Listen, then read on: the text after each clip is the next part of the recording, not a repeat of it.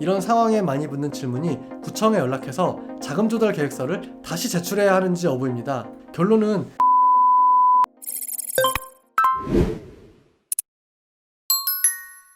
안녕하세요. 쓰디 쓴 세금 문제를 달콤하게 풀어드립니다. 달고나 세금 임원재회계사입니다. 오늘도 여러분들이 자주 질문 주시는 내용에 대해서 이야기해보려고 하는데요. 계약을 하고 1개월 내에 자금 조달 계획서를 제출했습니다. 그리고 중도금과 잔금을 치르는 과정에서 예상치 못한 변수가 생기고 조달 계획과 다르게 자금을 조달해서 중도금과 잔금을 치르는 경우들이 많이 발생합니다. 그러면 이미 신고한 자금 조달 계획서는 수정 제출해야 하는지 여부는 유튜브 운영 초기부터 꾸준하게 받아온 질문입니다. 초기 영상에서 간단하게 언급하기는 했는데 오늘은 조금 더 구체적으로 이야기해 보도록 하겠습니다. 먼저 자금 조달 계획서를 제출하고 그 내용대로 조달을 안 했을 때 문제가 생길까 두려워하는 분들이 계십니다. 자금 조달 계획서의 내용과 실제 조달 내용이 달라지면 서명 요청 올 가능성이 높다거나 허위 신고로 과태료를 맞거나 하는 일은 없습니다. 지자체나 기재부에서는 개별 거래의 내용을 다 추적할 수도 없고 현실적으로 금융거래의 내용을 분석해서 추적하는 것도 불가능합니다. 그리고 지자체에서도 말 그대로 계획서이기 때문에 바뀌는 것 자체는 아무런 문제가 없다고 이야기하고 있습니다. 그래서 바뀐 것 자체는 걱정하지 않으셔도 됩니다. 두 번째로 이런 상황에 많이 붙는 질문이 구청에 연락해서 자금 조달 계획서를 다시 제출해야 하는지 여부입니다. 결론은 안 하셔도 됩니다.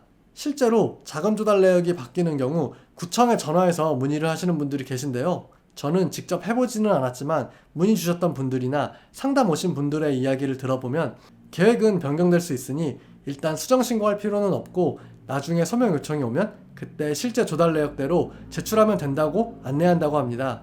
아주 가끔은 자금 조달 계획서랑 증빙을 다시 준비해서 제출했다고 하는 경우도 듣는데요. 저도 이건 직접 본 게 아니라서 진짜 이런 경우도 있는지는 잘 모르겠습니다. 그리고 서명 요청도 자금 조달 계획서를 제출한 내역과 실제 조달한 내역이 달라질 수 있다는 걸 전제로 실제 조달 내역을 확인하려는 목적이 느껴집니다.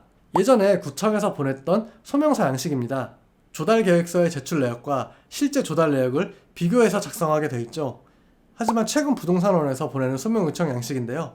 조달 계획서의 내용 기재란이 없습니다. 조달 계획서의 제출 내용은 별 관심 없고 실제 조달 내역에서 특이사항이 있는지에만 관심이 있습니다.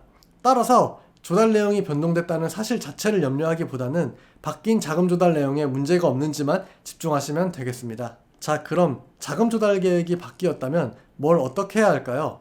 구청에 다시 연락하거나 서명을 다시 하실 필요는 없습니다. 아직 자금 조달 계획서 제출 기한이 안 지났더라도 바꾸면 다시 필증도 받아야 되고 할 수 있어서 번거로우니 그냥 그대로 두시기 바랍니다. 대신 바뀐 자금 조달 계획서를 다시 작성해 보시고 그 과정에서 자금 흐름이 계좌 거래 내역에 어떻게 나타날지 점검하셔야 합니다. 보통 부동산을 거래하면 자금 조달해서 일정 맞추고 잔금 치르고 정신이 없는데 본업에도 신경 써야 하다 보니 이걸 등한시하는 경우가 있습니다. 하지만 서명 요청 와서 통장 거래 내역을 뽑았는데 보여주기 싫은 거래 내역이 막 들어가 있는 경우도 있습니다.